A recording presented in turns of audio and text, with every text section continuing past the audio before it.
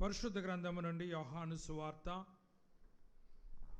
15వ అధ్యాయము 18-19 వచనాలను చదువుకుందాం. లోకము మిమ్ములను ద్వేషించిన ఎడల మీకంటే ముందుగా నన్ను ద్వేషించెనని మీరెరుగుదురు. మీరు లోక సంబంధులైన ఎడల లోకము తన వారిని స్నేహించును, అయితే మీరు లోక సంబంధులు కారు. నేను మిమ్మును లోకములో నుండి ఏర్పరుచుకుంటుని, అందుచేతని లోకము మిమ్మును ద్వేషించుచున్నది. దయచేసి తల వంచండి, ప్రార్థించుకుందాం. ప్రేమ నమ్మకము కలిగినటువంటి మా ప్రియ పరలోకపు తండ్రి, మీ పరిశుద్ధమైన పవిత్రమైన నామాన్ని బట్టి మీకు వందనాలు స్తోత్రాలు సమర్పించుకొనుచున్నాం. ఈ నూతన సంవత్సరములో 2 నెలలను మా జీవితాలలో గతింపజేసి 3వ నెలలో మొట్టమొదటి పునరుద్ధాన దినమున మేమందరము మీ పాద సన్నిధిలోనికి చేరి మీ నామాన్ని గణపరచటానికి మా ఎడల మీరు చూపినటువంటి కృపను బట్టి సన్నుతిస్తూ ఉన్నాం. ఇంతవరకు పాటల యందును ఆరాధన క్రమం అంతటి యందును మీరుండి మీ నామానికి మహిమ తెచ్చుకున్న మా గొప్ప దేవా, ఈ సమయంలో నీ దీనదాసునైనటువంటి నేను మీ వాక్యాన్ని చేతపుచ్చుకుని దానిని ప్రకటించాలని యోచిస్తూ ఉండగా మీ యొక్క సహాయమును మాకు అనుగ్రహింపజేసి మేలైనటువంటి విషయాలను మాకు బయలుపరిచి మీ వాక్యం ద్వారా మేము పొందుకోదగిన ప్రతి ఆశీర్వాదాన్ని మీరు మాకిచ్చి మమ్మలను బలపరచమని వేడుకుంటున్నాం. వినుచున్న ప్రతి వారికి వినే చెవులను, గ్రహించే హృదయాన్ని, లోబడే జీవితాన్ని ప్రసాదింపచేయండి. మీ వాక్యం పైన మీ కాపుదల ఉంచండి. సమస్త మహిమ మీరు మాత్రమే పొందుకొనమని ఈ ప్రార్థన మా ప్రభువారైనటువంటి యేసుక్రీస్తు వారి ఉన్నతమైన శ్రేష్టమైన నామమున అడిగి స్తుతించి బ్రతిమలాడి వేడుకొనుచున్నాము మా పరమ తండ్రి, ఆమేన్.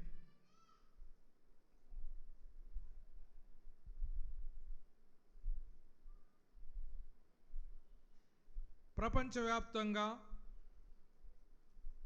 దేవుని బిడ్డలైనటువంటి అనేక మంది శ్రమ కాలాలను పాటిస్తూ ఉన్నారు.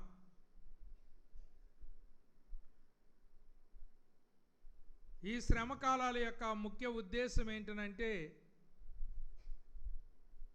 యేసు ప్రభు వారి యొక్క జీవిత చరిత్రను నూతనంగా రక్షణ పొందినటువంటి వారు నేర్చుకోవాలి అనేటువంటి ఉద్దేశము చొప్పున ఈ యొక్క శ్రమ కాలం అనేటువంటిది ప్రారంభించబడింది. తర్వాత దీన్ని ఒక ఆచారంగా సాంప్రదాయబద్ధకంగా చేసుకోవటం చాలామంది నేర్చుకుని వాటిని పాటిస్తూ ఉన్నారు. ఈ శ్రమ దినాలలో అనేకమైనటువంటి విషయాలను అనేకమైనటువంటి సంఘాలు నేర్చుకుంటూ ఉన్నాయి. ఈ రోజున మరి యొక్క శ్రమ కాలాల్లో ఒక విషయాన్ని నేను మీకు బోధించాలని ఆశపడుతున్నాను. అదేంటనగా ద్వేషింపబడుట అనేటువంటిది. ఈరోజు మనం వాక్యంలో నుండి ఏం నేర్చుకోబోతున్నామనంటే, when the world hates you, లోకము మిమ్ములను ద్వేషించినప్పుడు అనేటువంటి అంశం మీద ఈ దినాన్ని వాక్యాన్ని మనము ధ్యానం చేసుకొనబోతున్నాం. లోకము మిమ్ములను ద్వేషించినప్పుడు 3 విషయాలను ఈ ఉదయకాలపు వేళలో నేను మీ ఎదుట ఉంచాలని ఆశపడుతూ ఉన్నాను. మొదటి విషయం, ఎక్స్పెక్ట్ హేట్రేడ్ అండ్ పర్సిక్యూషన్. ద్వేషం మరియు హింసను ఆశించండి. ద్వేషం మరియు హింసను ఆశించండి అనే విషయాన్ని మొదటిగా మనము జ్ఞాపకం చేసుకొని పోతున్నాం. రెండవదిగా, what are the reasons for the world's hatred of Jesus? లోకం యేసును ద్వేషించటానికి గల కారణాలు ఏమిటి? లోకం యేసును ద్వేషించటానికి గల కారణాలు ఏమిటి అనే దానిని రెండవదిగా మనము ఆలోచన చేయబోతూ ఉన్నాం. మూడవదిగా, the reason for the world's hatred of Jesus followers. యేసు అనుచరులను లోకం ద్వేషించటానికి గల కారణాలు. యేసును వెంబడించుచున్నటువంటి వారిని లోకం ద్వేషించటానికి గల కారణాలను మూడవదిగా మనం ఆలోచన చేయబోతున్నాం. ప్రియులారా, యేసు ప్రభు వారి యొక్క జీవిత చరిత్రను తెలియజేయటానికి నూతన నిబంధన గ్రంథములో మనకు 4 సువార్తలు ఉన్నాయి. మత్తయి, మార్కు, లూకా, యోహాను అనబడేటువంటి ఈ 4 సువార్తలు ఉన్నాయి. అందులో 3 సువార్తికులు యేసు ప్రభు వారి యొక్క జీవితములో ఆయన చేసినటువంటి బోధనలను, ఆయన చేసిన అద్భుతాలను వారు మనకు తెలియజేయటానికి ప్రయత్నం చేశారు. మిగిలిన 3 సువార్తలకు భిన్నంగా యోహాను అతని యొక్క సువార్తను రాయటం అనేటువంటిది జరిగింది. ఎందుకంటే కళ్ళతో చూసిన వాడు చెప్పిన దానికి ఎవరో చెప్పిన దానికి చాలా తేడా ఉంటుంది. ఎందుకనంటే ఒక మాట, ఇంతకుముందు మేము బైబిల్ క్లాసులు పెట్టినప్పుడు ఒక మాట ఫస్ట్ కుర్చీలో కూర్చున్న ఆయనకో మాట చెప్పాం. ఆ మొదటి అతను రెండో వాడికి చెప్పాలి, రెండో వాడు మూడో వాడికి చెప్పాలి. అలా చివరికి వెళ్ళినప్పటికీ తాటాకు పాక కాస్త తాటాకు అయిపోయిందన్నమాట. మొత్తం ఆ లాస్ట్కి వెళ్ళినప్పటికీ మీనింగే మారిపోయింది. అంచేత మనము ఫస్ట్ హ్యాండ్ ఇన్ఫర్మేషన్ తెలుసుకోవాలంటే మత్తయి తప్పని నేను అంటలేదు, మార్కు తప్పని నేను అంటలేదు, లూకా తప్పని నేను అంటలేదు. వాళ్ళు చాలా అధ్యయనం చేసి అనేక మందిని కలిసి వాళ్ళ దగ్గర విషయాలను సేకరించి రాశారు. కానీ యోహాను అలా కాదు. యోహాను తన మొదటి పత్రికలో ఏమంటున్నాడో తెలుసా? నేను ఎవరిని కళ్ళారా చూచానో, ఎవరి మాటలు నేను చెవులారా విన్నానో, ఎవరిని నా హస్తాలు తాకినవో ఆయన గురించి నేను చెబుతున్నాను అంటున్నాడు. అనగా ఇది ఎవరో చెప్పింది కాదు, నేను కళ్ళతో చూశాను, నా చెవితో నేను విన్నాను, ఆ తర్వాత నేను నా చేత్తో యేసు ప్రభు వారిని తాకాను. కనుక మేము ఎవరిని కళ్ళుతో చూసామో, చెవితో విన్నామో, చేత్తో తాకామో ఆయన గురించి నేను మీకు తెలియజేస్తున్నాను అని చెప్తా ఉన్నాడు. యోహాను అందరిలాగా కాకుండా భిన్నమైనటువంటి రీతిలో ఈ సువార్తను రాశాడు. ఈ సువార్తలో 2 విషయాలు, గొప్ప విషయాలు ఏంటనగా, యేసు పలికిన 7 నేనే అనేటువంటి మాటలను యోహాను సువార్తికుడు రాశాడు. నేనే మార్గాన్ని, నేనే సత్యాన్ని, నేనే జీవాన్ని, నా ద్వారా తప్ప ఎవడనూ తండ్రి యొద్దకు చేరలేడు అని మీకు 7 మాటలు కూడా గతంలో చెప్పాను. నేనే అని ప్రభు పలికినటువంటి మాటలు ego centric statements of Christ. దేవుడు నేనే అని గట్టిగా నొక్కి చెప్పినటువంటి 7 విషయాలను గడిచిన సంవత్సరాలలో మనము నేర్చుకోవటం జరిగింది. 7 మాటలు మిగిలిన 3 సువార్తికులు రాయలేదు. అది యోహాను మాత్రమే రాశాడు.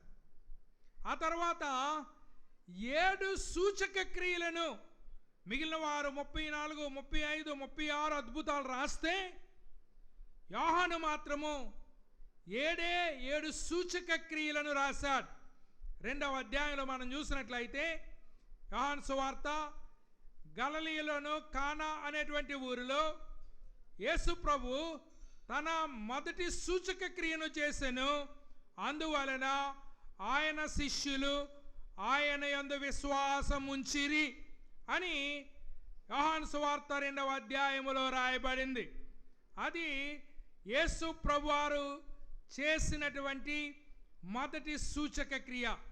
అలాంటి సూచక క్రియలు 7 యోహాను తన యొక్క సువార్తలో రాశాడు. అయితే ప్రియులారా, మత్తయి సువార్తలోను లూకా సువార్తలోను యేసు ప్రభువారు చివరిసారి చేసినటువంటి భోజనం, ప్రభురాత్రి భోజనం గురించి మత్తయి రాశాడు, లూకా కూడా రాశాడు. కానీ యోహాను రాయలేదు. యోహాను రాయకపోయినప్పటికీ ఆ ప్రభురాత్రి భోజనం దగ్గర ఆయన ఏమి బోధ చేశారో, యేసు ప్రభువారు అనేక బోధలు చేశారు. అందులో యోహాను 4 ప్రసంగాలను తన యొక్క సువార్తలో నమోదు చేశాడు. అందులో మరి చివరి బోధ దగ్గరికి మనం వస్తున్నాం. ఈ బోధలో ఉన్నటువంటి కొన్ని విషయాలను మనము నేర్చుకోబోతున్నాం. అదేమిటనంటే, లోకము మిమ్ములను ద్వేషించినప్పుడు, అనగా క్రైస్తవులను లోకం ద్వేషిస్తుంది అని ఆయన చెప్తా ఉన్నాడు. ప్రియులారా, ఎక్కడికి వెళ్ళినా అయ్యగారండి నమస్కారం అండి, అయ్యగారండి వందనాలండి, అయ్యగారండి గౌరవం ఇవ్వాలి అని అన్ని చోట్ల ఉండదు. ఒక్కొక్కడు ఒక్కో టైపులో ఉంటాడు. మనకు వందనం చెప్పినా చెప్పకపోయినా మనం ఏ పనికి వెళ్ళామా పని చూసుకుని రావాలి. కొంతమంది కుర్రోళ్ళు మేము వచ్చినప్పుడు, కారు వచ్చినప్పుడు లేచి నిలబడతారు. కొంతమందికి ఆ మాత్రం గౌరవం కూడా ఉండదు దైవ సేవకుడని. అయినా మేమేం బాధపడం, ఎందుకంటే కొంచెం కలిగితే మనకేమొచ్చేస్తుంది, నెత్తి మీదకి వచ్చేస్తుంది. అంచేత ఆ కొన్ని డబ్బులు చూసుకుని నా అంతటోడు లేడు అనుకుంటా. ప్రపంచంలో సముద్రంలో నీటి బొట్టు లాంటోడు నువ్వు నేను అని కనుక మనం ఎంతో కాదు. కనుక యోహాను ఏం చెప్తున్నాడనంటే, లోకములో మీరు ద్వేషించబడతారు. అందుచేత మనము నమస్కారాన్ని, వందనాలను ఎదరోళ్ళ దగ్గర నుంచి మనం ఎక్స్పెక్ట్ చేసే కంటే మనం ఏం ఆశించాలట? ద్వేషాన్ని, అదేవిధంగా హింసను మనం ఆశించాలి అని వాక్యం తెలియజేస్తూ ఉంది. ప్రియులారా, కొంతమంది క్రైస్తవుల యొక్క హింసలను గురించి పట్టించుకోరు. కొంతమంది ఏ మతానికి చెందకుండా మానవతా దృక్పథముతో బ్రతికేటువంటి వారు కూడా కొంతమంది ఉన్నారు. ఒక ఆవిడ ఏ మతానికి చెందదు, కానీ ఒక క్రైస్తవుణ్ణి ఎలా హింసించారని చెప్తుందనంటే, మరి లోపల పళ్ళనంట పిప్పని లాగేస్తే పెద్ద బాధ రాదండి, మంచి పనులు లాగితే బాధ వస్తుందా రాదా? అలాగా ఒక్కొక్క పన్ను ఊడదీసి అతన్ని బాధ పెట్టారు. అది తలుచుకుంటేనే చాలా బాధ కలుగుతుందని ఏ మతానికి చెందలేని ఒక ఆవిడ క్రైస్తవులకి చెప్తూ ఉంది. అప్పుడు ఆయనకు అర్థమైంది సత్యం ఏంటనంటే, క్రైస్తవులు అనబడేటువంటి వారు ఈ లోకంలో ద్వేషించబడతారు, అదేవిధంగా ఈ లోకములో హింసించబడతారు. ప్రపంచములో క్రైస్తవులు ద్వేషించబడినట్లుగా ఈకే మతస్థులు ద్వేషించబడలేదు. క్రైస్తవులు హింసించబడినట్లుగా ఏ మతస్థులు కూడా హింసించబడలేదు. మనం ఎక్కడ బ్రతుకుతున్నామనంటే, ఎక్కడ ద్వేషం ఉందో, ఎక్కడ హింస ఉందో వారి మధ్య మనము బ్రతుకుతూ ఉన్నాము. ఈ మధ్యన మధుర మధుర మధుర సేవ అని ఒక పాట కొత్తగా రిలీజ్ చేశారు. కొత్తగా రిలీజ్ చేసి మరి ఇంతకుముందు కేవలం పాటలే వినేవాళ్ళం మనం. ఇప్పుడు పాటకి బ్యాక్గ్రౌండ్ పెట్టారు, వీడియో కదా అంచేత పాపం వీడియోలో పాట పాడాలనుకున్న వాళ్ళు డ్యాన్స్ రాకపోయినా ట్రై చేస్తున్నారు. డ్యాన్స్ చేయడానికి కొంచెం అటు ఇటు కదిలి మొత్తం మీద బొమ్మను చూపించడానికి ట్రై చేస్తున్నారు. వీళ్ళు ఏం చేస్తారనంటే, గ్రహం స్టెయిన్స్ అనేటువంటి ఆయన మరి ఈ యొక్క ఆస్ట్రేలియా దేశాన్ని విడిచిపెట్టి మరి ఒరిస్సా రాష్ట్రానికి వచ్చి ఎంత సేవ చేశాడో,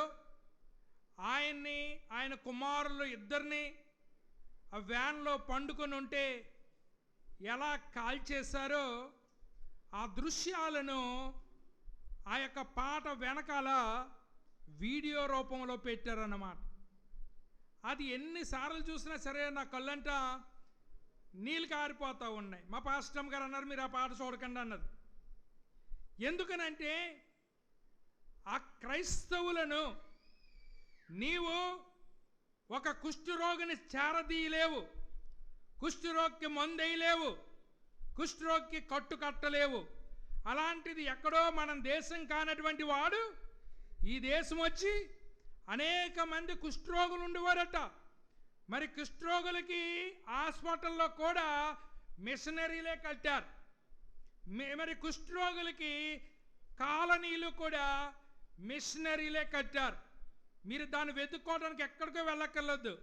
రామచంద్రపురంలో ఇప్పటికీ కుష్ఠరోగుల ఆసుపత్రి ఉంది. రామచంద్రపురంలో ఇప్పటికీ కూడా మరి యొక్క కుష్ఠరోగుల కాలనీ అనేటువంటిది ఉంది. ఎందుచేతనంటే ఎక్కడో విదేశాల్లో ఉన్న వాళ్ళు ఈ భారతదేశంలో ఉన్నటువంటి ఈ కుష్ఠరోగులను ప్రేమించి, దేవుడి దయ వల్ల ఆ రోగం చాలా మట్టుకు ఇప్పుడు నయమైంది. కానీ మరి ఇండియాకు వాళ్ళు వచ్చినటువంటి కొత్తలో మరి బొంబాయి రైల్వే స్టేషన్లో కుష్ఠరోగులే ఎక్కువ ఉండేవారట. ఎవరో వారిని తాకటానికి కానీ వాళ్ళకి మరి భిక్ష వేయటానికి కానీ ఎవరు ఇష్టపడేటువంటి వారు కాదట. అటువంటి పరిస్థితి మనమందరము అవకాశం ఉంటే అమెరికా, ఆస్ట్రేలియాలో వెళ్ళిపోవాలని అనుకుంటుంటే, ఎందుకంటే భారతదేశంలో క్రైస్తవ మతములోనికి మారిన వాళ్ళకంటే మాకు భారతదేశం యొక్క సభ్యత్వము మాకొద్దని వదిలేసుకుని వెళ్ళిపోయిన వాళ్ళు ఎక్కువగా ఉన్నారట. ఎందుకు వదిలేస్తున్నారు? కోటీశ్వరులు భారతదేశాన్ని ఎందుకు విడిచిపెట్టేస్తున్నారు అంటే అభద్రతా భావం కలిగింది. ఎవరికి? ధనవంతులకి.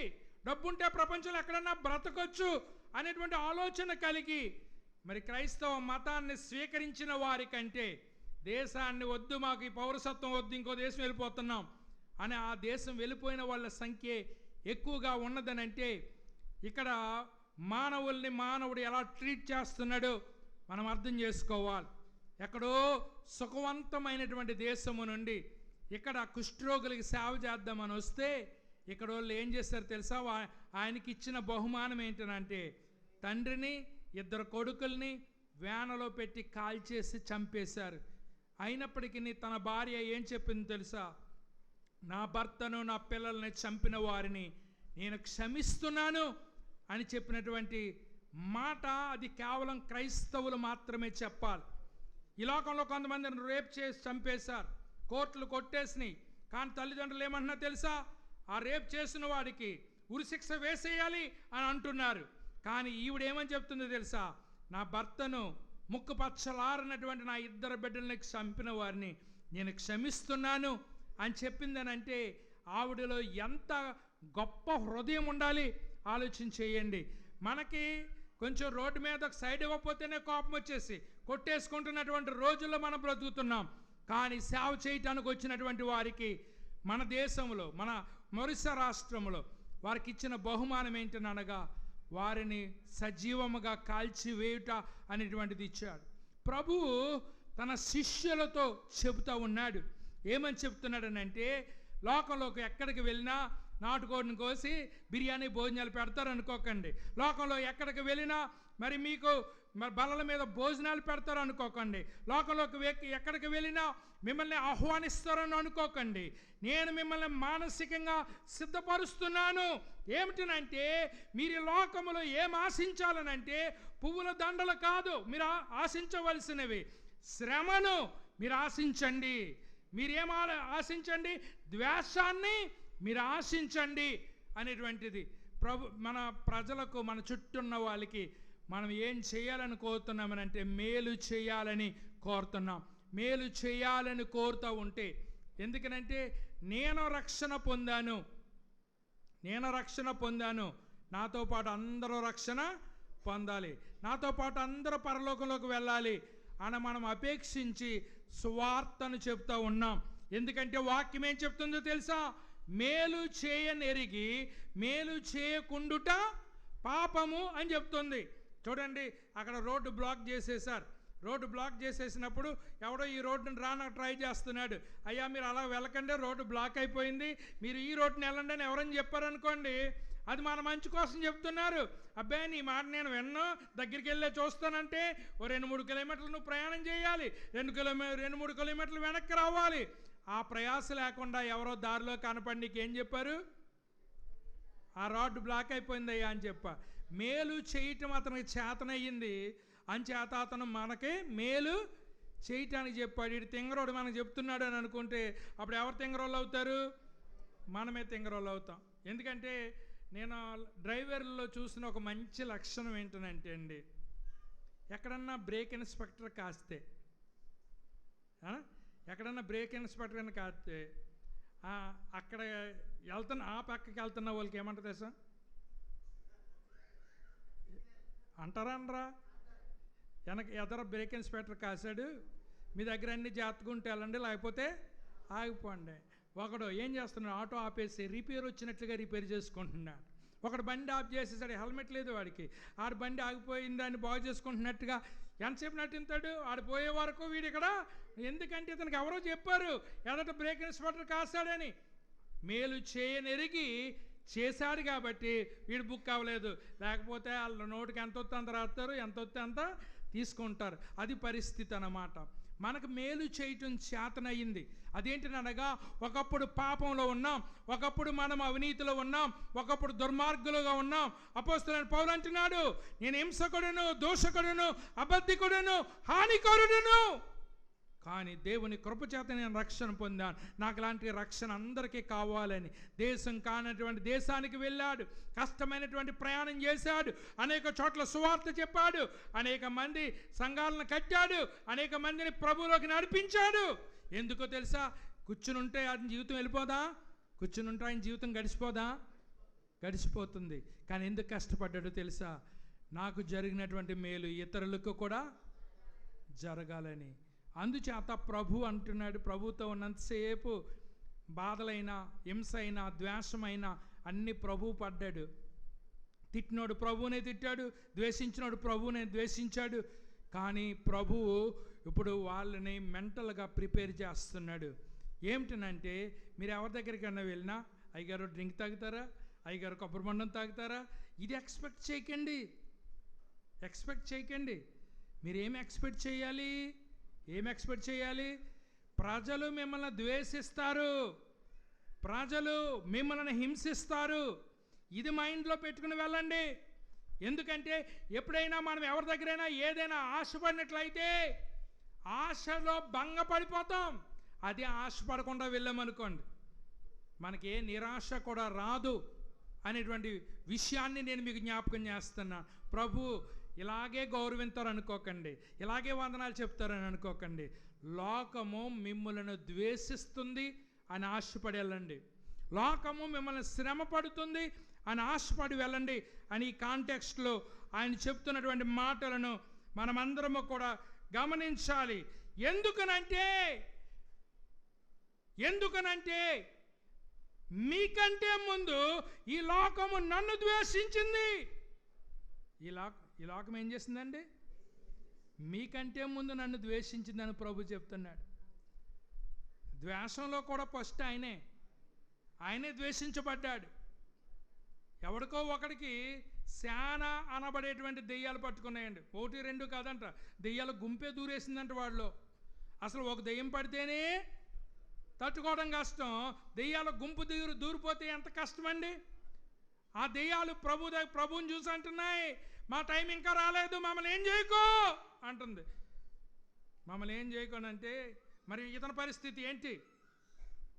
ఇతని పరిస్థితి ఏంటి అంటే, నీవు సెలవిచ్చినట్లయితే మేము పందుల్లోకి వెళ్ళిపోతాం. ఎక్కడికి వెళ్ళిపోతాయంట? పందులోకి వెళ్ళిపోతాయంట. మనిషిలోనేమో ఏకంగా ఒక గుంపు దెయ్యాలు ఉన్నాయండి. ఇప్పుడు ఆ గుంపు దెయ్యాలన్నీ బయటకు వచ్చేసి ఎక్కడికి వెళ్ళినాయి అంట? పందుల్లోకి వెళ్ళినాయి అంట. ఇప్పుడు పందులు స్పీడ్గా పరిగెత్తుకుని వెళ్ళిపోయి గుంటలో పడిపోయి చచ్చిపోయినాయి అంట. ఎందుకనంటే నాకు ఒకసారి ఆశ్చర్యం అనిపిస్తుంది. నేను చాలా కుక్కలను అబ్జర్వ్ చేస్తాను సీసీ కెమెరాల్లో. అబ్జర్వ్ చేస్తే ఏ కుక్క కూడా నడిచి వెళ్దండి. ప్రతి కుక్క పరిగెత్తుకుని వెళ్తుంది. దీనికి అంత అర్జెంట్ పని ఏముందబ్బా? దీనికి అంత అర్జెంట్ పని ఏముంది? ఏ కుక్క చూసినా నేను నానితో అంటూ ఉంటాను, కుక్కలకి ఏదైనా పని దొరికితే బాగుండ్రా, ఎంత పని అయిపోతుందో. మొన్న వీధిలో ప్రార్థన చేయడానికి వెళ్ళాం. మొత్తం డోక్రా గ్రూప్ లాగా మరి ఒక 20 కుక్కలు కలిసి ఒక గ్రూప్ కింద ఏర్పడిపోయి ఆ వీధిలో. అవి ఖాళీగా ఉండి ఏం చేయలేదు. ఒకటి గోక్కుంటుంది, ఒకటి మొరుక్కుంటుంది, ఒకటి నాక్కుంటుంది, ఇలా ఇక రకరకాల పని చేస్తుంది. ఈ కుక్కలకి పని చెప్పే ప్రోగ్రామ్ ఏదన్నా ఉంటే లోకంలో బోర్డు పని జరిగిపోద్ది అన్నమాట. కానీ ఆ కుక్క రోడ్డు దాటేటప్పుడు కార్లకి బస్సులకి అడ్డం వస్తుంది. ఏదో అర్జెంట్ పని ఉన్న దానిలో పరిగెత్తుకుని దాడుతూ ఉంది. ఎందుచేతనంటే అసలు ఏ కుక్క కూడా మామూలుగా నడవటం అనేది నేను ఈ మధ్యకాలంలో చూడలేదు. అంత బిజీగా మనం ఉంటే ఆ కుక్కలు ఎంత రన్నింగ్లో పరిగెడుతున్నాయి, అలా మనం పరిగెడితే ఎంత పని చేసేస్తామా? ఫారెన్లో అలాగ ఉంటుందండి. ఫారెన్లో అలాగ ఉంటుంది. మనుషులు పరిగెడతానే ఉంటారు. అందుచేతనే దేశాలు ఎక్కడికి వెళ్ళిపోతున్నాయి.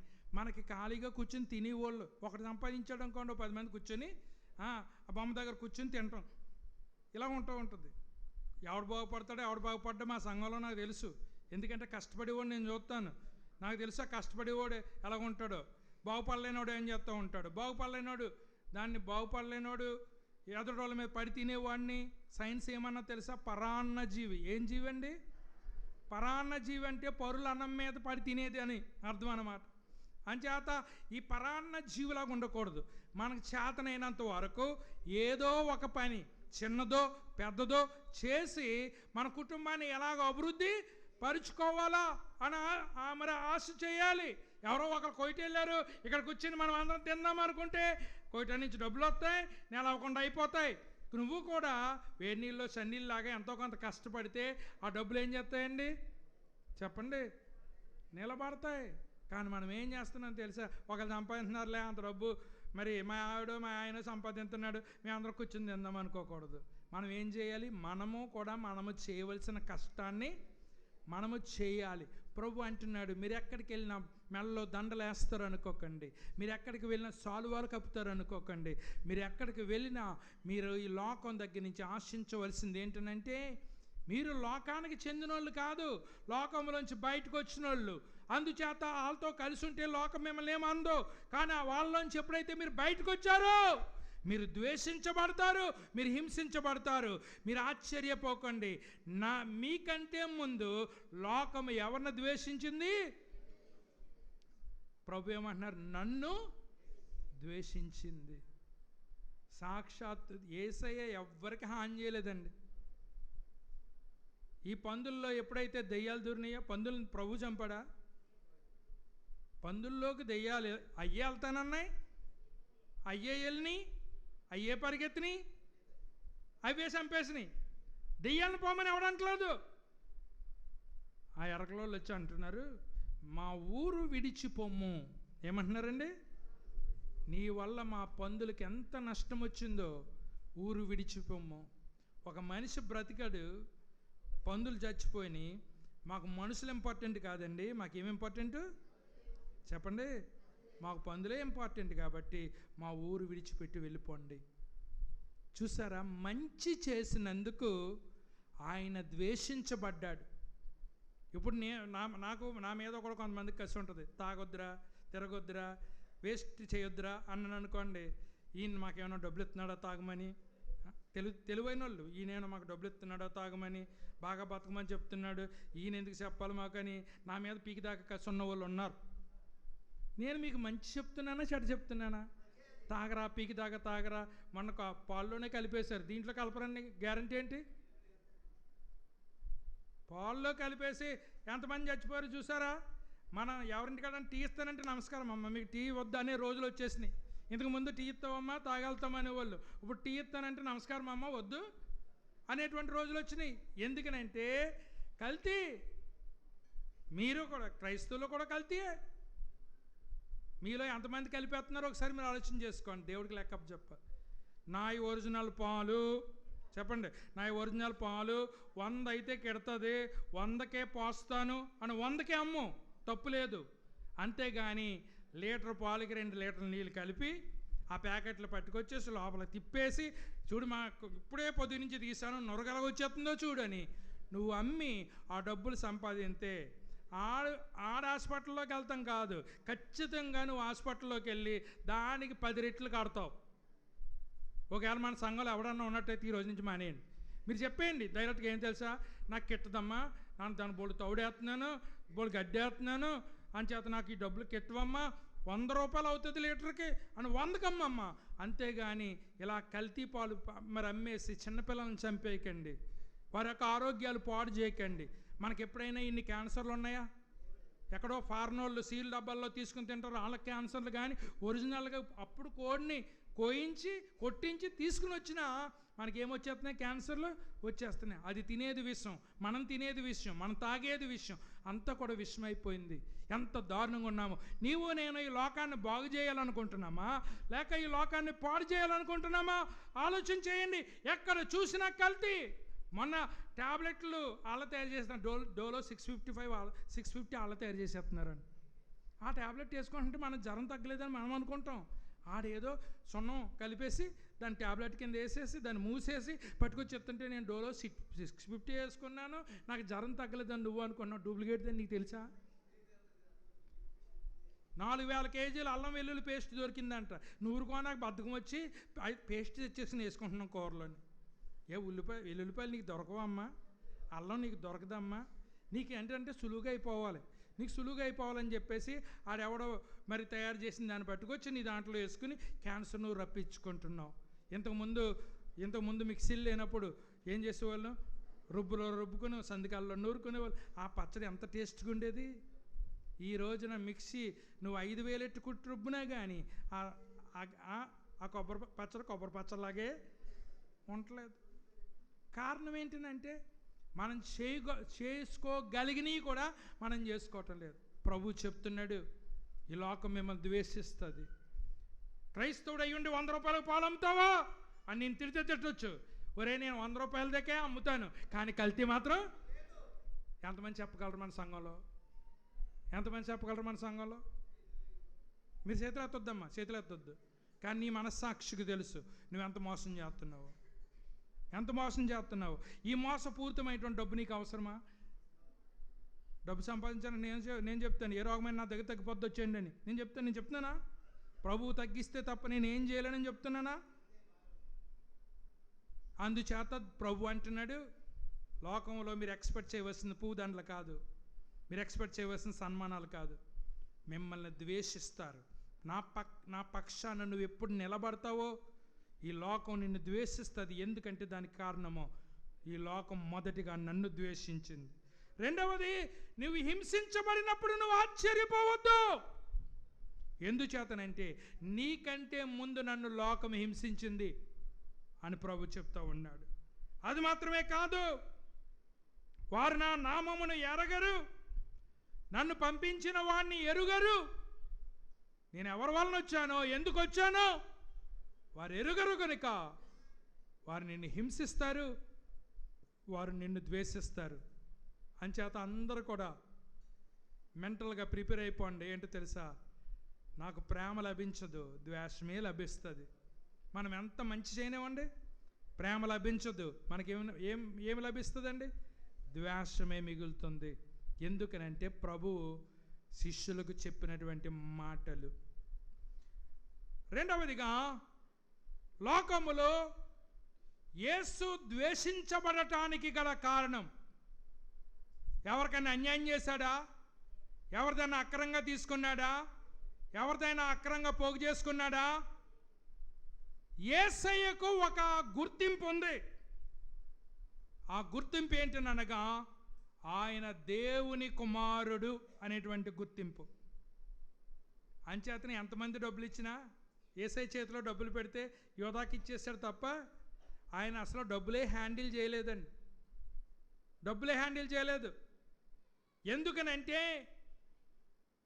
ఎందుకనంటే ప్రార్థన చేసిన వెంటనే డబ్బులు తీసుకుంటే ఆ మనిషిలో ఏం నాటిపోద్దని అంటే ప్రార్థన డబ్బుల కోసం చేసినట్టు ఉంటుంది.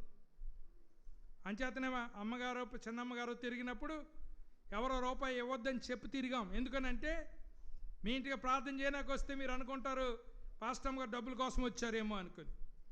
డబ్బుల కోసం చేసేటువంటి ప్రార్థన ఫలించదు. సేవకుడిని దేవుడు పిలిచాడు, సేవకుడిని దేవుడు పోషిస్తాడు.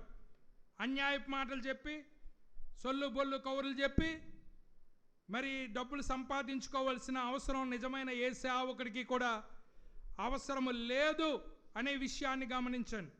ఏ ఊరు వెళ్ళినా నేను మాచర పాస్టర్ గారిని అనో గుర్తింపు. ఆయన ఇక్కడికి వచ్చాడా, పరలోకాన్ని నుంచి విడిచిపెట్టి భూలోకంలోకి వచ్చాడా, దేవుని కుమారుడు అని ఒకే గుర్తింపుతో బ్రతికాడు. అంచేత రకరకాల గుర్తింపులు ఒక మనిషికి ఉండకూడదు. మనం ఒక గుర్తింపుతోనే బ్రతకాలి. ఒక గుర్తింపే. ఒక ఆయన చెప్తున్నాడు ఈ మధ్యన, ఏ ఫెలోషిప్లో చూసినా కానీ పలానా పాస్టర్ గారు ఉన్నారు. గంగవరం ఫెలోషిప్లో ఉన్నాడంట, కపిలేశ్వరం ఫెలోషిప్లో ఉన్నాడంట, ఆ తర్వాత ఆలమూరు ఫెలోషిప్లో ఉన్నాడంట. 3 ఫెలోషిప్లు 3 సార్లు ఆడుతుంటే మీటింగ్లు, ప్రతి ఫెలోషిప్లో ఆయన కనపడుతున్నాడట. గంగవరం వాళ్ళు అనుకుంటున్నారు మా ఫెలోషిప్ కూడా అనుకుంటున్నారు, కపిలేశ్వరం వాళ్ళు అనుకుంటున్నారు మా ఫెలోషిప్ కూడా అనుకుంటున్నారు, ఆలమూరు వాళ్ళు అనుకుంటున్నారు. అసలు నీ గుర్తింపేది? నీ గుర్తింపేది?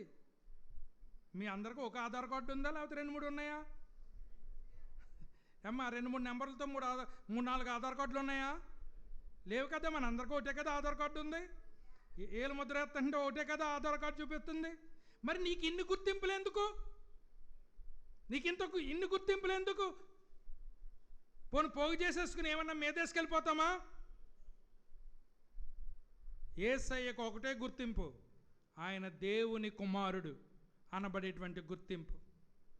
ఆ గుర్తింపుతో అనేక మందిని బాగు చేశాడు, అనేక మందిని స్వస్థపరిచాడు. 3 వ్యక్తులు చనిపోయినప్పుడు వారిని తిరిగి లేవనెత్తాడు. ఎందుకంటే దేవుణ్ణి సహించదు, దేవుని కుమారుల్ని సహించదు, దేవుని బిడ్డల్ని కూడా సహించదు ఈ లోకం. అందుచేత యేసు ప్రభువారు సాక్షాత్తు దేవుడయ్యుండి నరావతారిగా ఈ భూలోకంలోనికి వస్తే ఈ భూమి ఆయనకి ఇచ్చినటువంటి సన్మానం ఏంటంటే ద్వేషము. అమ్మా, ద్వేషించడానికి కంపల్సరీగా కారణం కావాలి. మీరు ఏ కోర్టు కానీ వెళ్ళారనుకో, భార్య భర్తలు ఇద్దరునే, మీరు ఎందుకు కలిసి ఉన్నారని ఏ కోర్టు అని అడుగుతుందా? అడగదు. ఎప్పుడు అడుగుతుంది? వీడిపోతున్నప్పుడు ఏ కారణం చేత వీడిపోతున్నారు అని అడుగుతుంది. అనగా ప్రేమించడానికి కారణాలు అక్కర్లేదు, ద్వేషించడానికి కారణాలు కావాలి. కానీ యేసుప్రభు వారి విషయంలో ద్వేషించటానికి కూడా కారణం లేదంట. 2 వాక్యాలు చదువుకుందాం. కీర్తన గ్రంథము 69వ కీర్తన 4వ చరణం.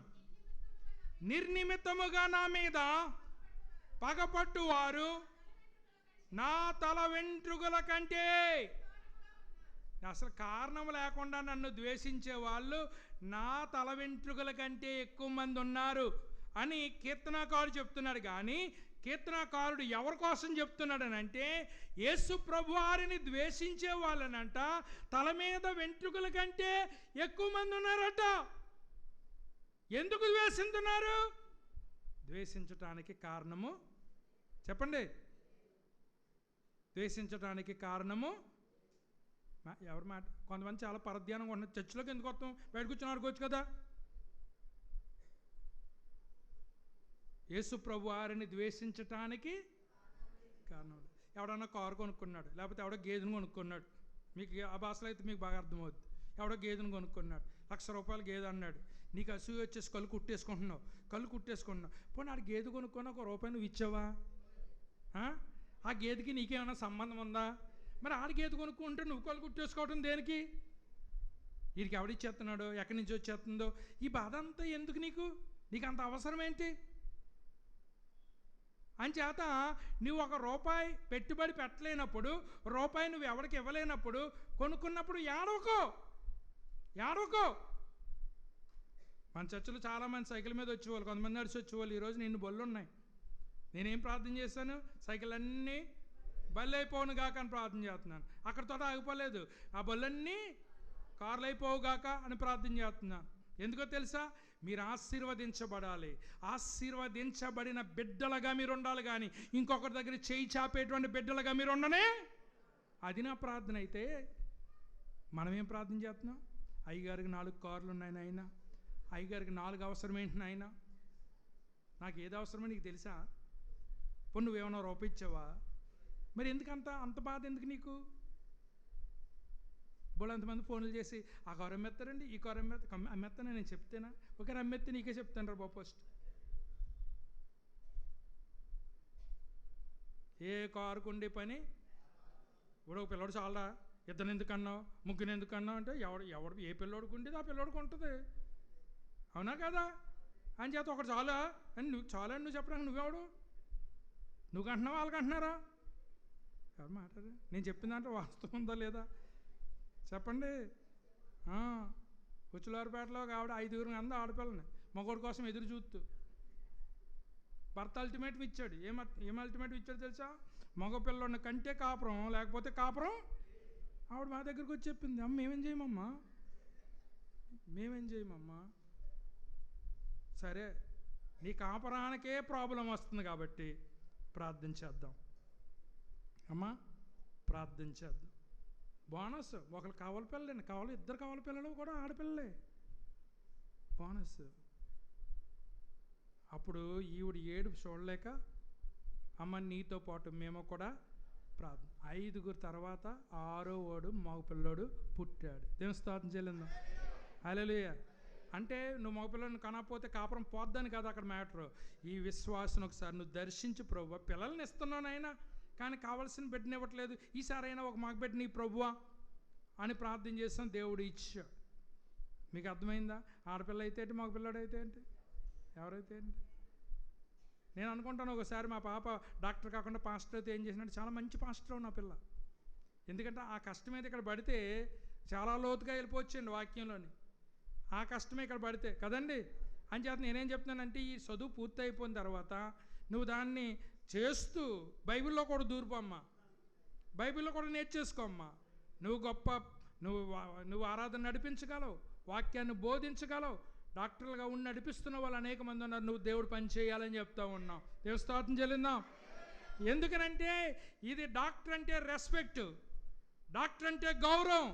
కానీ సేవలోకి వస్తే ఆ రెస్పెక్ట్ ఉండదు. మీరంటారు చిన్నమ్మగారు, పెద్దమ్మగారు, పెద్దయ్య గారు, చిన్నగాయ గారు, బయటకు వెళ్తే అవడం పట్టించుకుంటాడా? ఎందుకంటే మీకు సేవకులం కాబట్టి.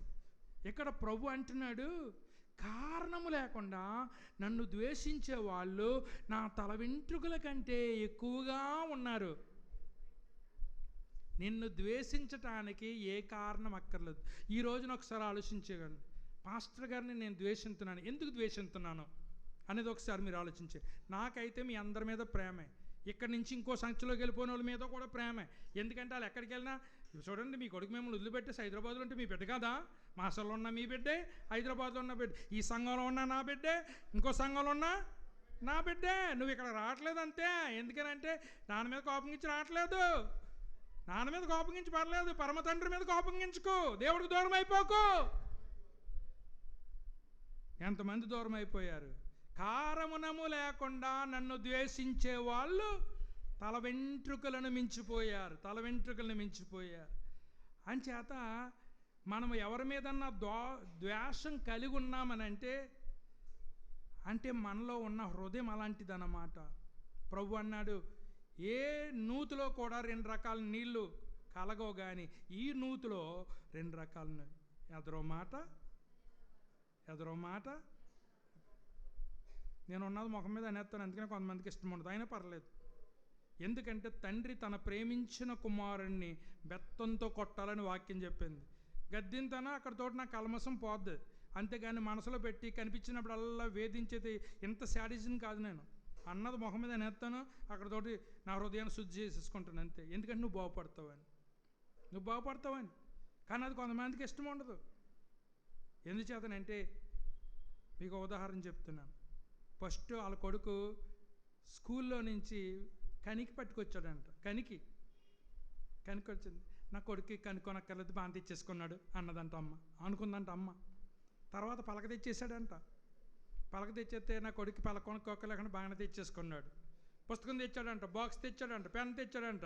ఇలా రోజు నీ కొనుక్కోలేకుండా ఎవడొకటి పట్టుకొచ్చేస్తున్నాడు వీడు స్కూల్ నుంచి. మీకు అర్థమైందండి? కొన్నాళ్ళకి గజ దొంగ అయిపోయాడు. ఎంత గజ దొంగ అయిపోయాడనంటే మనిషిని చంపేసి బంగారం ఎత్తుకెళ్ళిపోయాడండి. అప్పుడు వాడికి ఏం చేశారంటే ఉరిశిక్ష వేశారు. ఉరిశిక్ష వేసి ఆడికి ఉరి వేసేసి ముందు నీకు లాస్ట్ కోరిక ఏదైనా ఒకటి ఉంటే చెప్పు, అది తీరుతాం. చికెన్ బిర్యానీ తింటావా, మటన్ బిర్యానీ తింటావా, నీకేం కావాలో చెప్పు నాయనా అని అడిగారట. అప్పుడు వాడు అన్నాడంట, మా అమ్మను ఒకసారి తీసుకురండి, మాట్లాడే పని ఉందన్నాడంట. ఏమన్నాడంటండి? మా అమ్మను ఒకసారి తీసుకురండి, మాట్లాడే పని ఉందన్నాడు. వచ్చిన తర్వాత చెవిలో మాట్లాడుతున్నట్టే మాట్లాడి చెవెట్టుకుని కొరికేశాడంట. ఆ రోజు కనికి పట్టుకొచ్చిన రోజున నువ్వు నన్ను తిట్టుంటే ఈ రోజు నేను ఉరి స్తంభం ఎక్కేవాడిని కాదు. అమ్మ, ఒక తల్లిగా ఎప్పుడైనా ఎవరిదైనా తీసుకుని వచ్చేస్తే నువ్వు వెంటనే ఏమనాలరా, ఎవరిదిరా ఇది, ఎందుకు తెచ్చావు, నువ్వు పట్టుకెళ్ళి ఇచ్చే అన్నావంటే నువ్వు మంచి తల్లివి. పిల్లోడికి బాధ కలుగుతుంది, కానీ పిల్లోడిని బాగు చేస్తున్నావు. నువ్వు అన్న బాధ తెచ్చేసి నా బంగారమా, నువ్వు ఎంత మంచిడురా అని ముద్రెట్టేసుకుని వాడికి సపోర్ట్ చేస్తావనంటే రేపొద్దున ఏమైపోతాడు వాడు? ఆ తర్వాత ఎవరికి నష్టం? నీ ఎదురుగుండా నీ కొడుకు చచ్చిపోవటం నీకు ఇష్టమా? అంచేత నా బిడ్డలో కూడా చచ్చిపోవటం నాకు ఇష్టం లేదు. నేను ఏదైనా ఒక మాట అన్నానంటే మీరు సరి చేసుకుంటారని, మీరు బాగుపడాలని ఒక మాట అంటాను కానీ చెడిపోవాలని. బెత్తంతో కొట్టమన్నాడు కానీ బెత్తంతో చంపేయమని దేవుడు అనలేదు. అంచేత ఒకసారి బెత్తం వాడాలి, తప్పదు. తండ్రిని ఆ బెత్తం వాడి సరి చేసుకుంటాను నా బిడ్డల్ని. సరే అవరా, ఎలా మీ ఇష్టం, వదిలేస్తాను కొంతకాలంకి. ఎందుకంటే ఎన్నిసార్లు గద్దించినా గద్దింపుకు లోబడిన వాడు హఠాత్తుగా చచ్చిపోతాడని వాక్యం చెప్తుంది, కానీ గద్దించడం మానేస్తాను. 35వ కీర్తన 19వ చరణం. నిర్హేతుకముగా నాకు శత్రువులయ్యారు, నేను వాళ్ళకి ఏం అన్యాయం చేయలేదు. నేను ఎప్పుడైనా సహాయమే చేశాను కానీ నేను వారికి ఎప్పుడు అన్యాయం చేయలేదు. కానీ నాకు కారణము లేకుండానే నాకు శత్రువులైపోయారు. కారణము లేకుండానే శత్రువులైపోయారు. కారణము లేకుండానే మన వెనకాల ఒకలా మాట్లాడతారు. కారణము లేకుండానే మనకు విరోధంగా మాట్లాడతారు. అయినా భయపడకండి, ఇది యేసు ప్రభువారు సాక్షాత్తు అనుభవించాడు. చదువమ్మా. నన్ను గూర్చి సంతోషింపనివ్వకము, నిర్నిమిత్తముగా నన్ను ద్వేషించిన వారిని. చూసావా, ఏ కారణము లేకుండా నన్ను ద్వేషించేవారు కళ్ళు ఎగరేసుకునేలాగా చేయకు ప్రభువా.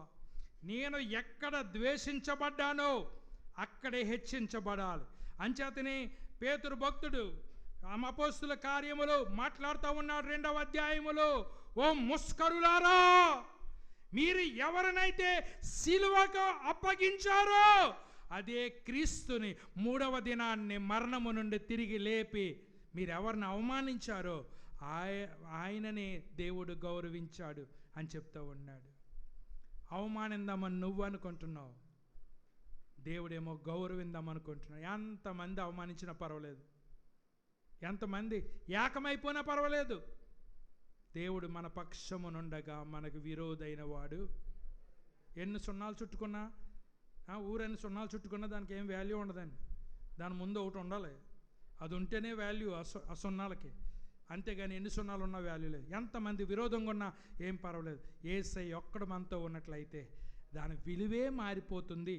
అందుచేత కారణము లేకుండా ద్వేషించబడటం అనేటువంటి యేసు ప్రభువారు చెప్పినటువంటి మాటను మీరు విన్నారు. అయితే వారు నన్ను పంపిన వారిని ఎరుగరు గనుక నా నామము నిమిత్తం వీటన్నిటినీ మీకు చేయుదురు. మిమ్మల్ని ద్వేషింతారు, మిమ్మల్ని హింసిస్తారు. ఎందుకనంటే నేను ఎక్కడి నుంచి వచ్చానో వాళ్ళకి చెప్పండి.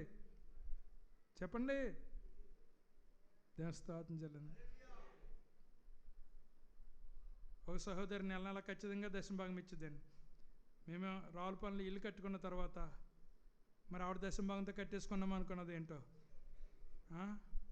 అక్కడి నుంచి దశంభాగం ఇవ్వటం మానేసింది. 2022లో మేము తింటాం మానేసామా? బతకటం మానేసామా? లేదు.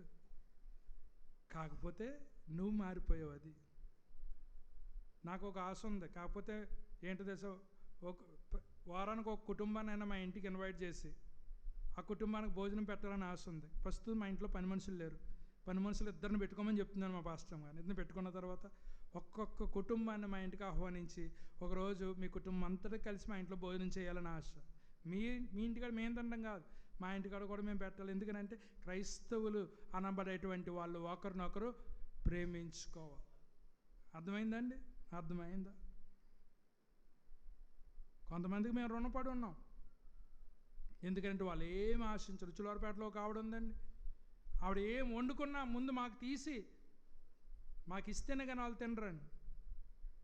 ఈ లోకంలో ఎవరికైనా రుణపడి ఉన్నామంటే, మీకే రుణపడి ఉన్నామంటే అది కాదండి బాబు, మీరు అయ్యగారు మీరు మా కోసం ప్రార్థన చేస్తే చాలు.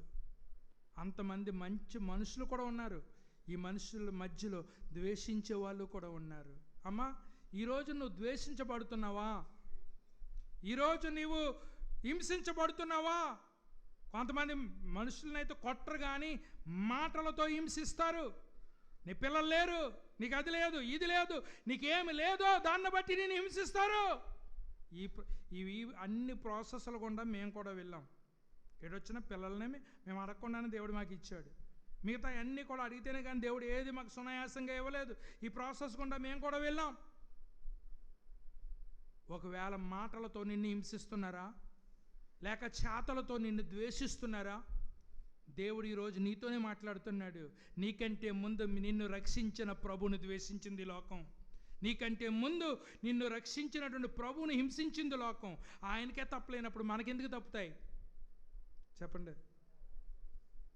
నిన్ను పిలిచిన వాడు, వాక్యం ఏం చెప్తుంది తెలుసా? నిన్ను పిలిచిన వాడు నమ్మదగిన వాడు. వారికి మనం ఉపస్కోటాలు అయిపోయిన తర్వాత లాస్ట్ నుంచి చదువుకుంటాం. నిన్ను పిలిచిన వాడు నమ్మదగిన వాడు గనుక అలాగున చేయును. ఎలా చేయును?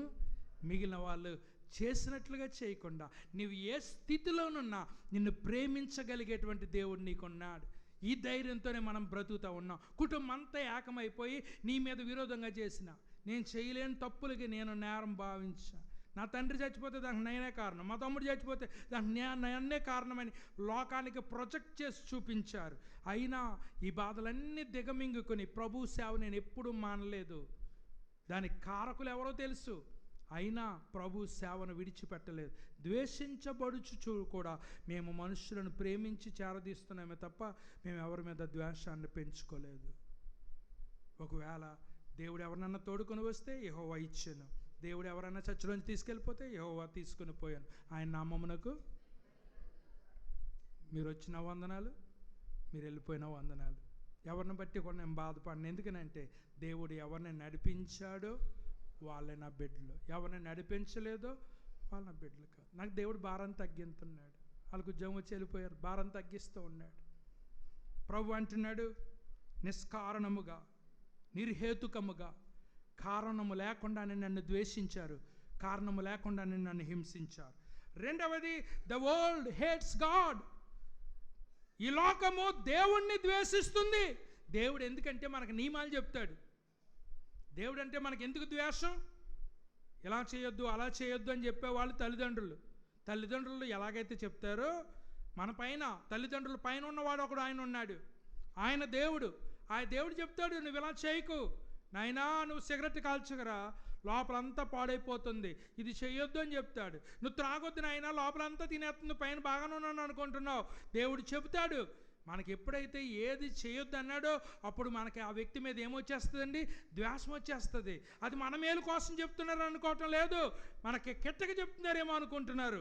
అందుచేతనే నన్ను పంపిన వారిని వారు ఎరుగరు గనుక వారు నన్ను హింసిస్తున్నారు. నా నామము నిమిత్తము మిమ్మల్ని ద్వేషిస్తారు, నా నామము నిమిత్తం మిమ్మల్ని హింసిస్తారు. మీరేమాత్రం కూడా భయపడొద్దని దేవుడు చెప్తా ఉన్నాడు. నన్ను ద్వేషించిన వాడు నా తండ్రిని కూడా ద్వేషిస్తూ ఉన్నాడు. అంటున్నాడు 15:23లో. 15:24లో ఎవడనూ చేయని క్రియలు నేను వారి మధ్య చేసి ఉండిన ఎడల, అందరిలాగా నేను కూడా పాపం చేసేసి అందరిలాగా నేను కూడా దొల్లెత్తే నేను ఎవరికి ఇబ్బంది కలిగించకపోదును. కొంతమంది పాస్టర్లు అలా ఉన్నారు, మందోడితో మందోడు, చిందోడితో చిందు అలా ఉన్నారు. వాళ్ళకి ఏ ఇబ్బంది ఉండదు. కుర్రోళ్ళ సపోర్ట్ అంతా కూడా ఆయనకు ఉంటుంది. మానేమన్నవాడు కూడా ఎందుకు తిరుగుతాడు? ఎవడైనా మానొద్దురా బాబు, నేను కూడా మీతో ఏకీభవిస్తానని నాకు కూడా గ్లాస్ ఎట్టండి అన్నవాడు మంచోడు. నేను తాగను, నువ్వు కూడా తాక్కో అన్నవాడు చెడ్డోడు. ఎవడనూ చేయని క్రియలు నేను వారి మధ్య చేసి ఉండిన ఎడలవాడు వారికి పాపం లేకపోయి, ఇప్పుడైతే వారు నన్ను నా తండ్రిని చూచి ద్వేషిస్తున్నారు. వాళ్ళతో ఏకీభవించం, వాళ్ళు చేసే పనులు మనం చేయం, అందుచేత ద్వేషించబడుతున్నాం అని దేవుని యొక్క వాక్యం తెలియజేస్తూ ఉంది. The world hates the father and doesn't know him. తండ్రిని ద్వేషిస్తున్నారు, తండ్రిని ఎరుగరు వాళ్ళు. ఎందుచేతనంటే స్వాభావికంగానే దేవుడిని ప్రేమించేటువంటి గుణం మనకు లేదు. దేవుడు ప్రేమనిస్తే తప్ప. నీవు నన్ను ప్రేమిస్తున్నావా సీమోను, నన్ను ప్రేమిస్తున్నావా అని దేవుడు అడుగుతుంటే, కారణము లేకుండా ప్రేమిస్తున్నావంటే కారణంతోనే ప్రేమిస్తున్నానని చెప్తున్నాడు. మనం ఏ స్టేజ్కి రావాలి? కారణము లేకుండా ప్రేమించేటువంటి స్టేజ్కి రావాలి. మూడవ కారణము, ప్రభు ఎందుకు ద్వేషించబడ్డాడు. The world hates its sin being expose. ఎప్పుడైతే పాపము బహిరంగపరచబడుతుందో, పాపము బహిర్గతము చేయబడుతుందో, శాస్త్రులను పరిచయలు అంటున్నాడు, మీరు సున్నము కొట్టిన సమాధుల వలె. అబ్బా ఎంత అప్పుడు సున్నం వేసుకునేవారంట. దేనికి? సమాధికి. ఇప్పుడు టైల్స్ వేస్తున్నాం, కొంతమంది గ్రానైట్ వేస్తున్నారు. ఏది వేసినా లోపల ఉన్నది ఏంటండి? చెప్పండి అమ్మా. స్తోమత ఉన్నవాడు గ్రానైట్ వేస్తున్నాడు, స్తోమత లేనివాడు మామూలుగా పాతి పెట్టేస్తున్నాడు. కొంతమంది టైల్స్ వేస్తున్నారు, కొంతమంది సిమెంట్తో కడుతున్నారు. నువ్వు ఎంత అలంకరించినా సమాధిని లోపల ఉన్నది మాత్రం కుళ్ళిపోయినా, చెప్పండి, కుళ్ళిపోయిన శవమే. అందుచేత నేను బోధింపకుండిన ఎడల వారికి పాపము లేకపోవును. ఇప్పుడైతే వారి పాపమునకు నేను ఏమనకుండా నేను ఏం బోధ చేయకుండా నెమ్మదిగా ఇక్కడ కూర్చుంటే ఎవరికైనా మీద కోపం ఉండదు. కానీ నేను బోధిస్తున్నాను కాబట్టి ద్వేషం, బోధిస్తున్నాను కాబట్టి ఇది పాపం. ఇప్పుడు నేను బోధించకపోతే పాపం లేకపోవును, నేను బోధిస్తున్నాను కాబట్టి వాళ్ళ పాపానికి మిషే లేదు అని వాక్యం తెలియజేస్తుంది. అందుచేత దుష్కార్యము చేయు ప్రతివాడు వెలుగును ద్వేషించును, తన క్రియలు దుష్కార్యములుగా కనపడుకుంటున్నట్లు వెలుగున దగ్గర రాడు. చీకట్లోనే ఉంటాడు, వెలుగు దగ్గర రాడు. వెలుగు దగ్గరికి వస్తే ఎక్కడ బయటపడిపోతాయని చెప్పేసి వెలుగు దగ్గరికి రాడు. అయితే ఆయన వెలుగులోనున్న ప్రకారము మనం వెలుగులో నడిచిన ఎడల మనం అన్యోన్య సహవాసము గలవారు అయ్యిందము. అప్పుడు ఆయన కుమారుడైన యేసు రక్తము ప్రతి పాపము నుండి మనలను పవిత్రులుగా చేయును. క్రీస్తు ఎందుకు ద్వేషించబడ్డాడో మనం తెలుసుకున్నాం. లాస్ట్ పాయింట్ ఎక్కువ వివరించడానికి టైం లేదు, కానీ 2 గంటల మెసేజ్ ఇది. మరి 3వ పాయింట్ అనగా యేసు అనుచరులు ఎందుకు లోకంలో ద్వేషించబడుతున్నారు అని ఆలోచన చేసినట్లయితే 15:20 చెప్తూ ఉందండి. దాసుడు తన యజమానుని కంటే గొప్పవాడు కాడని నేను మీతో చెప్పిన మాట జ్ఞాపకం చేసుకునడి. లోకులు నన్ను హింసించిన ఎడల మిమ్మును కూడా హింసింతురు. నా మాట గైకుని ఎడల మీ మాట కూడా గైకుని. నా మాట వినలేని వాళ్ళు నీ మాట ఎలా వింటారు? నన్ను ప్రేమించిన వాళ్ళు నిన్ను ఎలా ప్రేమిస్తారు? నన్ను హింసించిన వారు నిన్ను ఎలా ప్రేమిస్తారు? అందుచేత మీరు దాసులు, నేను యజమానినైన నన్నే హింసించిన లోకం, నన్నే ద్వేషించిన లోకం దాసుల్ని ద్వేషించదా అని ప్రభు అడుగుతున్నటువంటి మాటను మీరు జ్ఞాపకం చేసుకోండి. మనం ఎందుకు ద్వేషించబడుతున్నాం? యజమానుడు ద్వేషించబడ్డాడు కాబట్టి మనము ద్వేషించబడుతున్నాం. రెండవది, ఎందుకు ద్వేషించబడుతున్నాం? Expect help in the witnessing from the witness. సాక్షి యొద్ద నుండి నువ్వు సహాయం తీసుకో. సాక్షి యొద్ద నుండి సహాయం. యేసు ప్రభు వారి తండ్రిని గూర్చి సాక్ష్యం చెప్పాడు, ఆయన సహాయం తీసుకుని మనం సాక్ష్యం చెప్తున్నాం. మనం ఎలా మారాం? పౌలు భక్తుడు రాజులు ఎదుట నిలబడి అంటున్నాడు, నేను పూర్వము హింసకుడను, దోషకుడను, అబద్ధికుడను, హానికరుడను, ప్రభువు నన్ను రక్షించాడు అన్నప్పుడు రాజు అంటున్నాడు, ఆల్మోస్ట్ నన్ను క్రైస్తవుడిగా చేసేసారు బాబు నీ సాక్ష్యం చెప్పి అంటున్నాడు. నీ సాక్ష్యమే ఇంకొకరిని మారుస్తుంది. మారిన జీవితాన్ని లోకానికి చూపించినప్పుడు ఈ లోకము నిన్ను ద్వేషిస్తూ ఉంది. ఎక్స్కమ్యూనికేషన్ అని మాట్లాడడం, హతసాక్షిగా అవటానికి, బహిష్కరింపబడటానికి కూడా నువ్వు ఆశించు. నువ్వు మంచి ఎప్పుడైతే చేస్తానంటావో నిన్ను బహిష్కరిస్తుంది లోకం. నేనేం చేస్తుందండి? బహిష్కరిస్తుంది, లేకపోతే చంపేస్తుంది. చావుకైనా మనం సిద్ధపడి ఉండాలి, కానీ లోకంతో మాత్రం మనం ఏమాత్రమో రాజీ పడకూడదు అనేటువంటి విషయాన్ని నేను మీకు జ్ఞాపకం చేస్తూ చివరిగా ఇద్దరిని జ్ఞాపకం చేస్తాను. మీ కుటుంబంలో కూడా మీరు ద్వేషించబడుతున్నారా? అందరూ ఒకటి అయిపోయి నేను ఒక్కనే చేసేసారు కదా, ఎందుకు?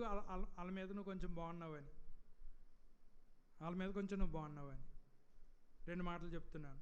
మొట్టమొదటిగా వాక్యం చెప్తుంది, లేయా ద్వేషింపబడుట చూచి యెహోవా ఆమె గర్భమును తెరిచెను. ఆదికాండము 29వ అధ్యాయము 31వ వచనము. లేయా ద్వేషింపబడుట చూచి. లేయా చూడండి, అందంగా ఉన్న వాళ్ళని అందరూ ప్రేమించేస్తానంటారండి. ఎర్రగా బుర్రగొన్న వాళ్ళు అందరినీ ప్రేమించేస్తామంటారండి. కానీ అందంగా లేని వాళ్ళని ప్రేమించారని ఎవరంటారు? అంచేత లేయాకు ఉన్నటువంటి ప్రాబ్లం ఏంటంటే, ఆవిడకి కొంచెం మెల్లకొన్ను. ఏం కొనండి? మెల్లకొన్ను. అక్కకేమో అసలు ఎక్కడో వంకర కనబడతలేదు, తల దగ్గర నుంచి కాలు దాకా అందంగా ఉంది. ఈవిని అందరూ ప్రేమిస్తున్నారు, కానీ అక్కను మాత్రం ఎవరో ప్రేమించట్లేదు. ఎవరన్నా పప్పలు పట్టుకొస్తుంటే చిన్నదానికి ఎత్తున్నారు, కానీ పెద్దానికి ఇవ్వట్లేదు. ఎవరన్నా పొగుడుతుంటే ఎవరిని పొగుడుతున్నారు? చిన్నదాన్నే పొగుడుతున్నారు, కానీ పెద్దాన్ని పొగడతలేదు. మీరు కూడా అలాగే చేస్తారు ఒక్కోసారి. మీరు కూడా అలా చేస్తారు. మా అమ్మ ఎవరైనా ఎంతమంది పిల్లలండి అంటే, మా అమ్మ ఏమనేది అనుకుంటున్నారు? అందరూ అలాగ ఉంటారు, కానీ మా సిటీతో అలాగ ఉంటుంది ఏంటండి. అంటే ఒకరిని హైలైట్ చేయడానికి మిగతా వాళ్ళని డౌన్ చేయాలా? అది ఎక్కడి నుంచి వచ్చింది? నీ దగ్గర నుంచే కదా మా కొత్త. ఎవరు మాట్లాడరమ్మా? అంటే అమ్మే ఇండైరెక్ట్గా నేస్తుంది అనమాట మమ్మల్ని. మీరు ద్వేషించబడినా, మీరు తృణీకరించబడినా, వీళ్ళందరూ కట్టకట్టుకుని నిన్ను ద్వేషించడానికే తీర్మానం చేసుకుని వీళ్ళందరూ ఒకటి కింద ఉంటున్నారు, నేను ఒకటి చేసేసారు. నో ప్రాబ్లం, భయపడకండి. లోకం మనల్ని ఎంత ద్వేషింతే అంత మంచిది. అర్థమైందమ్మా? లోకం ఎంత ద్వేషింతే అంత మంచిది. అంచేత ఎవడన్నా ద్వేషించాడా? చాలా మంచి పని చేశాడు నాకు. ఏమనుంది అక్కడ వాక్యం? లేయా ద్వేషించబట్టమంట. మనుషులందరూ ఈవిని కించపడుతున్నారు మెల్లకొందని. మనుషులందరూ చిన్న చూపు చూస్తున్నారు మెల్లకొన్నదని. అందరూ చిన్నదాన్నే పట్టించుకుంటున్నారు, కానీ అప్పుడు చిన్నది ఎంత అందంగా ఉంటుందమ్మా, దొండపండులాగా ఉంటుంది. పెద్దాన్ని ఎవరు పట్టించుకోకపోతే, ఆవిడ లోపలికి వెళ్ళి ఏడుస్తూ ఉంటే ఆ ఏడుపు ఎవరు చూసారటండి?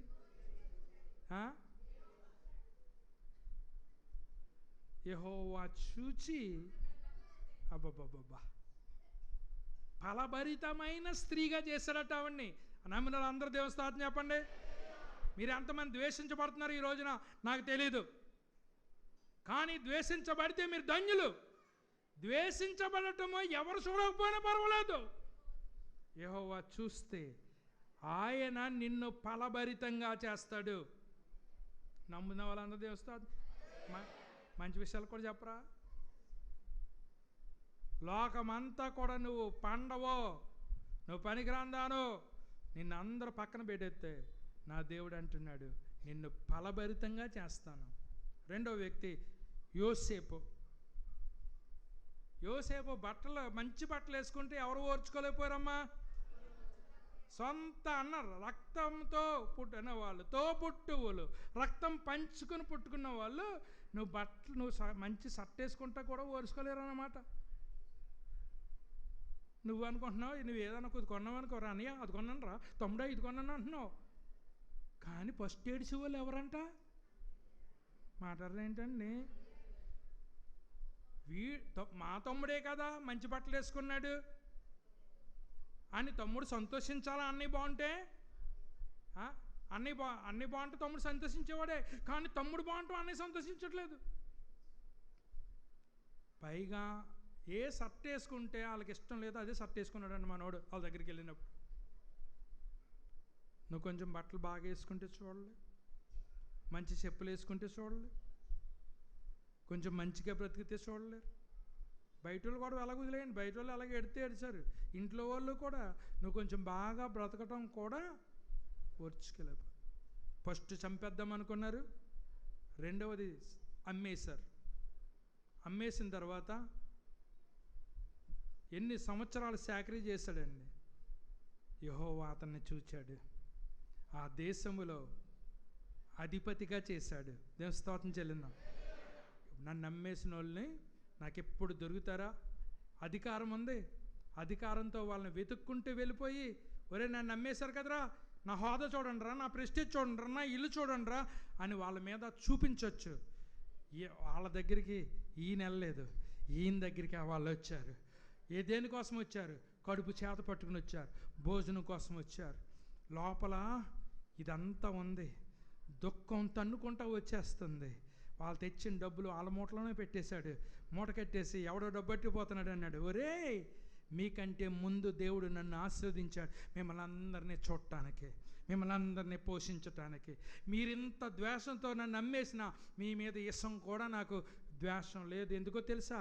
మీరు చేసింది కీడుగు చేద్దాం అనుకున్నారు, దేవుడిది మేలుక చేసి నా ద్వారా కుటుంబం అంతా బాగుపడేలా చేశాడు. దేవుని స్తోత్రం చెల్లిద్దాం. అందరిలాగా నేను ఉంటే నా ఇంటికి వచ్చి నువ్వు భోజనం చేయగలవా? అందరిలాగా నేను ఉంటే, నీకులాగే నేను ఉంటే నా ఇంటికి నువ్వు అడుగు పెడతావా? ఈ రోజున నేను హెచ్చగలిగిన వాడిని కనుక నా ఇంటికి వచ్చి నువ్వు తింటున్నావు, నా ఇంటికి వచ్చి నువ్వు ఉండగలుగుతున్నావు.